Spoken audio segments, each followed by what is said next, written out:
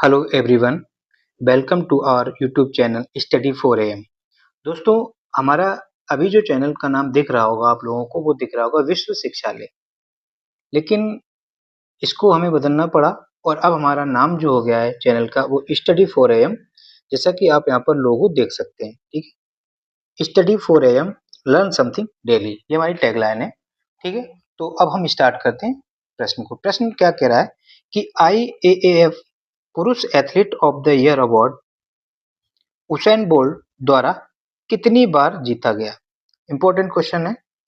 तो IAAF male athlete of the year award has been won by Usain Bolt how many times?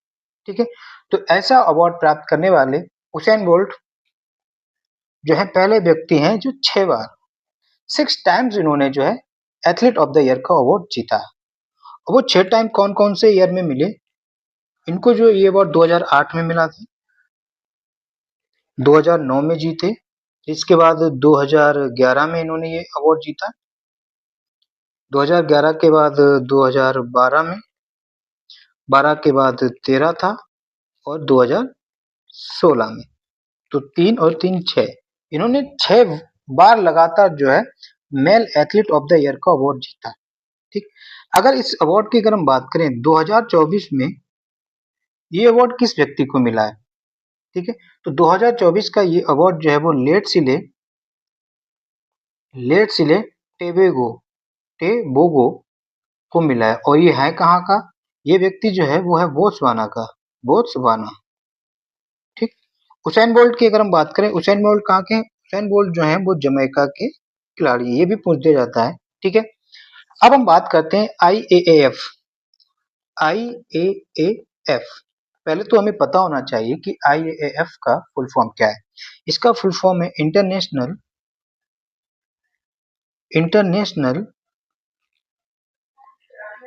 Association of athletics federation, ठीक है। ये इसका full form है। अगर इसके हेडक्वार्टर की हम बात करें तो इसका हेडक्वार्टर जो है वो मोनाको में है, क्लियर। अगर हम प्रेसिडेंट की बात करें, प्रेजेंट प्रेसिडेंट जो है वो इसके हैं सेबेस्टियस कोए। क्या नाम है उसका?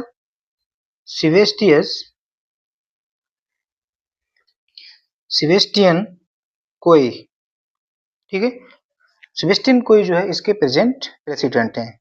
IAAF का हेडक्वार्टर मोनाको में। सो क्लियर हुआ। नेक्स्ट प्रश्न की तरफ चलते हैं। अगला प्रश्न कह रहा है कि प्रदीप कुमार बनर्जी जिन्होंने लाइफ टाइम अचीवमेंट के लिए ESPN मल्टी स्पोर्ट्स अवार्ड जीता, तो कह रहा है कि ये किस खेल से संबंधित है? तो प्रदीप बनर्जी का संबंध जो है वो किससे है? फुटबॉल से है। सो इसका राइट आंसर जो हो जाएगा बी हो जाएगा। प्रदीप बनर्जी का संबंध फुटबॉल से है, क्लियर। नेक्स्ट प्रश्न की तरफ चलते हैं।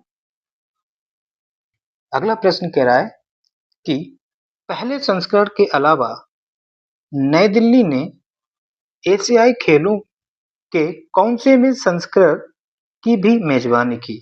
कह रहा है कि जो एशियाई खेल होते हैं उसका पहला संस्करण, तो एक तो ये तो एक क्वेश्चन हो गया कि एशियाई खेलों का पहला संस्करण कहाँ हुआ था? नई दिल्ली में हुआ था, ठीक है। ये कब हुआ था ये भी हम लोग बात करेंगे।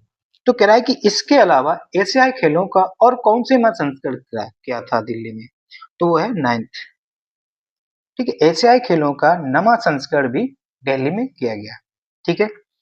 तो क्वेश्चन ये क्या था हम यहाँ पर समझ लेते हैं कि जो एशियन गेम है, एशियन गेम्स का फर्स्ट संस्करण कहाँ हुआ? ये हुआ आपका दिल्ली में, ठीक। ये फर्स्ट संस्करण कराया किसने था? ये कराया था एशियन गेम्स फेडरेशन द्वारा, ठीक। एशियन गेम फेडरेशन ने कराया था ये गेम। ये होस्ट बाय कौन सा? फर्स्ट वाला। और इसका हेडक्वार्टर कहाँ था? एशियन गेम्स फेडरेशन का हेडक्वार्टर ये था दिल्ली में, न्यू दिल्ली में इसका हेडक्वार्टर था, ठीक है। फिर इसके बाद 9th वाला भी जो है वो न्यू दिल्ली में हुआ, 9th एडिशन भी न्यू दिल्ली में हुआ। और ये कब से कब हुआ? ये आपका 19 नवंबर 1982 से लेकर 4 दिसंबर 1982 तक ये हुआ था। ठीक है। अब जो है एशियन गेम्स कौन कराता है? अब एशियन गेम जो है वो आपके ओसीए कराती है। ओसीए मतलब ओलंपिक काउंसिल ऑफ, ठीक है, एशियन, ठीक है, ओलंपिक काउंसिल ऑफ एशियन द्वारा कराया जाता है। ठीक, एशियन नहीं होगा, यहाँ पर एशिया होगा। इसका हेडक्वार्टर कहाँ है? देखो पहले एशियन गेम्स और फेडरेशन कराता था जिसका हेडक्वार्टर न्यू दिल्ली में था। अब इसी का नाम चेंज करके ओसीए कर दिया गया, यानी कि ओलंपिक काउंसिल ऑफ एशिया कर दिया गया, और इसका हेडक्वार्टर शिफ्ट कर दिया गया है कहाँ पर? कुवैत सिटी में। कुवैत सिटी, इंपॉर्टेंट क्वेश्चन है, समझ में आ गया होगा। कुवैत सिटी में करा दिया है, मतलब कुवैत सिटी इसका अब हेडक्वार्टर हो गया है। अच्छा, अब इसकी हम बात करें, ओलंपिक काउंसिल के प्रेसिडेंट कौन है? ओसीए के हम प्रेसिडेंट की हम बात करें तो वो कौन है? रणधीर सिंह। इंपॉर्टेंट है, ठीक है, नोट करते जाइए। ये जो जानकारी दी गई मोस्ट इंपॉर्टेंट है। तो पहला संस्करण दिल्ली में हुआ और उसके अलावा नवा संस्करण दिल्ली में हुआ एशियन गेम्स से। क्लियर? नेक्स्ट प्रश्न की तरफ चलते हैं।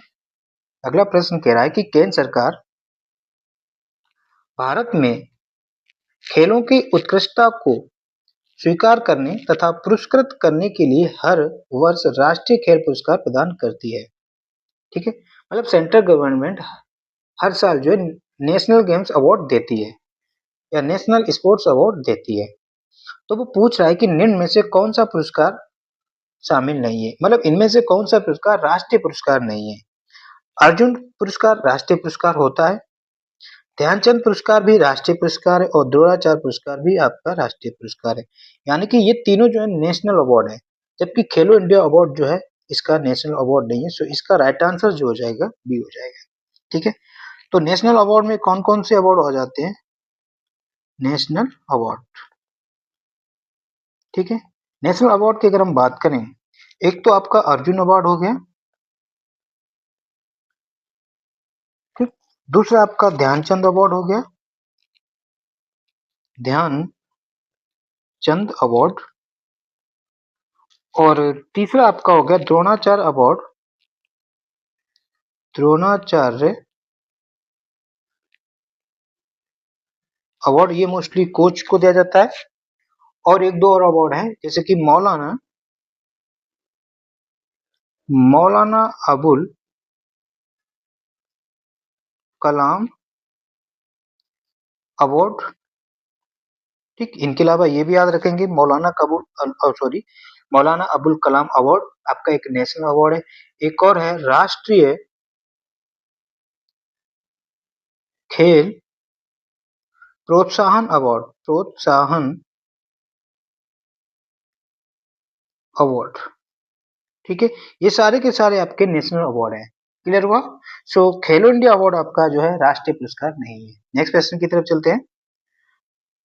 अगला प्रश्न कह रहा है कि in which year did independent India win its first Olympic gold medal? किस वर्ष स्वतंत्र भारत ने अपना पहला ओलंपिक स्वर्ण पदक जीता था? ये भारत ने जो है ये वाला जो है 1948 में जीता था। क्लियर? और किसने जीता था? ये जो है 1948 का इंडियन हॉकी टीम, ठीक है, इंडियन हॉकी टीम ने जो है भारत के लिए पहला स्वतंत्रता के बाद मेडल जीता था, स्वर्ण पदक जीता था। क्लियर हुआ? और ये कब जीता था? 1948 में। और ये कहां पर हुआ था? ये जो अवार्ड है वो इंडियन हॉकी टीम ने जीता था, first Indian Olympic award. Clear? 1948 का। नेक्स्ट प्रश्न की तरफ चलते हैं। अगला प्रश्न कह रहा है कि एक छोटे ग्रह का नाम, एक ग्रह है जिसका नाम निम्न में से किस महान व्यक्ति के नाम पर रखा गया है? तो वो है आपके विश्वनाथन आनंद। ठीक, विश्वनाथन आनंद के नाम पर एक ग्रह का नाम रखा गया है। ये बात समझ में आ गई। और उस कौन सा ग्रह था? उस ग्रह को कहा जाता है 45 क्रिएट विश्वानंद, विश्वानंद, ठीक, विश्वनाथन नहीं विश्वानंद कहा जाता है, स्पेलिंग यहाँ पर चेक कर लेना। क्लियर हुआ? नेक्स्ट प्रश्न की तरफ चलते हैं। अगला प्रश्न कह रहा है कि भारतीय ओलंपिक संघ ने देश के ग्रीष्मकालीन ओलंपिक खेलों की मेजबानी में दिलचस्पी दिखाई।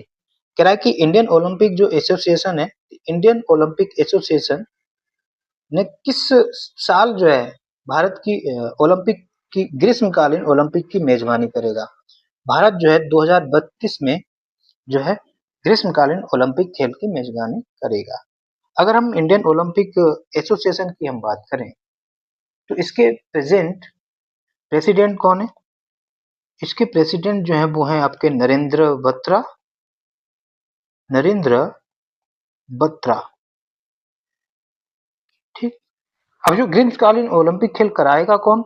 इंडिया में होस्ट तो ये करेगा, बट ये IOC इंटरनेशनल ओलंपिक कमेटी कराती है, जिसका हेडक्वार्टर आपका लॉजेन में है।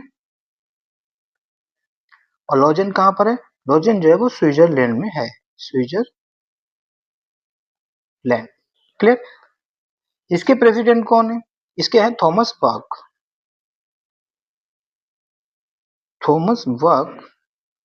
इसके प्रेजेंट प्रेसिडेंट हैं इंटरनेशनल ओलंपिक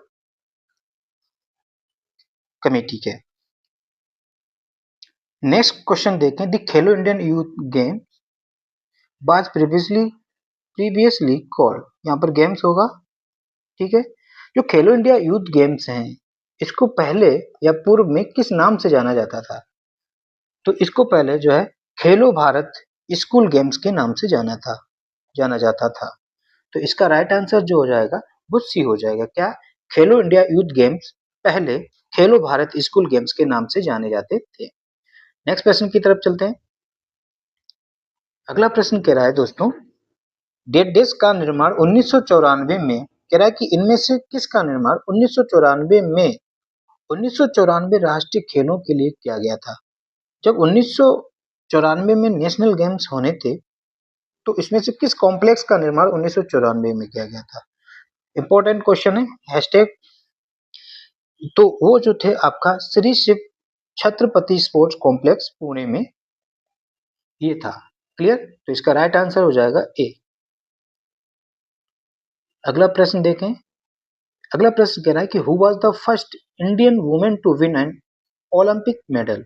ओलंपिक पदक जीतने वाली पहली भारतीय महिला का नाम क्या है? तो वो है आपकी कर्णम मल्लेश्वरी। कर्णम मल्लेश्वरी जो है पहली इंडियन वुमेन है और इन्होंने ये कब जीता था? 19 सितंबर सन 2000 को जीता था। और ये गेम्स कहाँ हुए थे? ये सिडनी गेम्स में हुए थे, ठीक है। तो कर्णम मल्लेश्वरी पहली महिला है जिन्होंने पदक भारतीय जीता। Who among the following is the highest rated visually impaired chess player in India? निम्न में से कौन भारत में सर्वाधिक रेटिंग वाला नेत्रहीन शतरंज खिलाड़ी है? ये यहाँ पर ध्यान देने वाली बात है। ये आपके दर्पण ईरानी, ठीक है। कौन है? दर्पण ईरानी। और ये कहाँ के हैं? ये आपके बड़ोदरा के हैं, ठीक। बड़ोदरा से बिलोंग करते हैं। दर्पण ईरानी नेत्रहीन व्यक्ति हैं और ये जो ना सर्वाधिक हाई रेटिंग वाले खिलाड़ी हैं भारत में। अगला प्रश्न देखते हैं। नेक्स्ट प्रश्न कह रहा है, स्वतंत्र भारत के पहले व्यक्तिगत ओलंपिक पदक विजेता ये है आपके केडी जाधव। केडी का मतलब क्या है? यहाँ पर केडी का फुल फॉर्म जान सकते हैं? केडी जाधव का पूरा नाम था खसावा दादा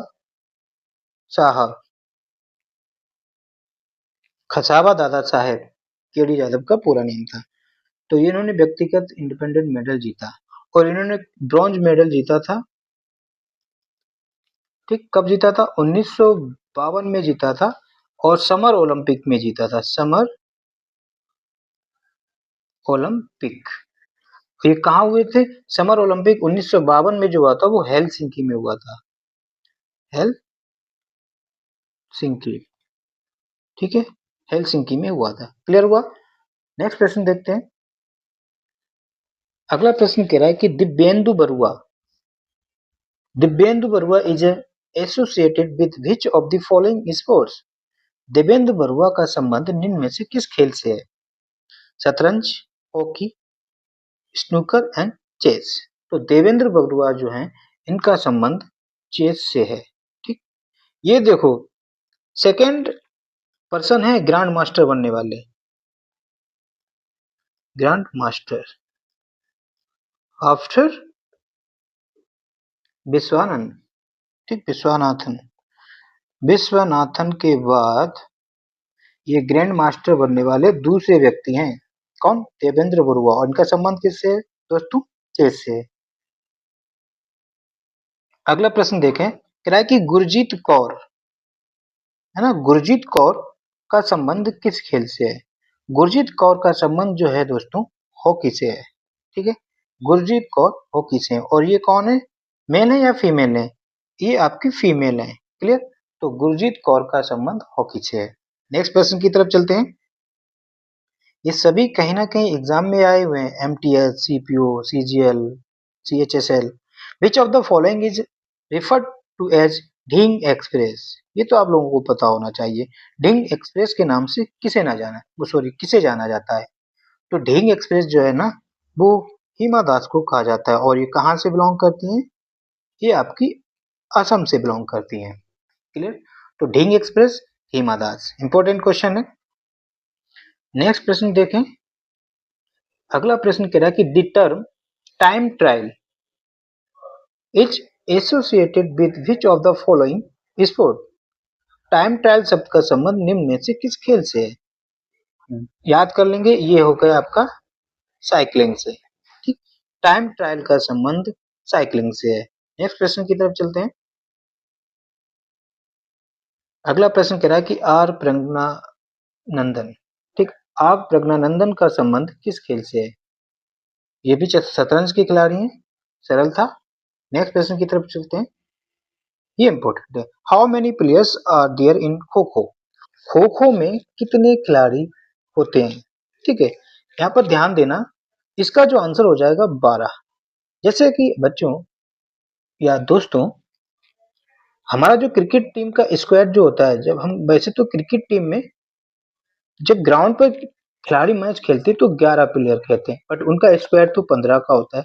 इसी तरह से खो खो में 12 खिलाड़ी जो हैं, टोटल 12 खिलाड़ी एक टीम में चुने जाते हैं।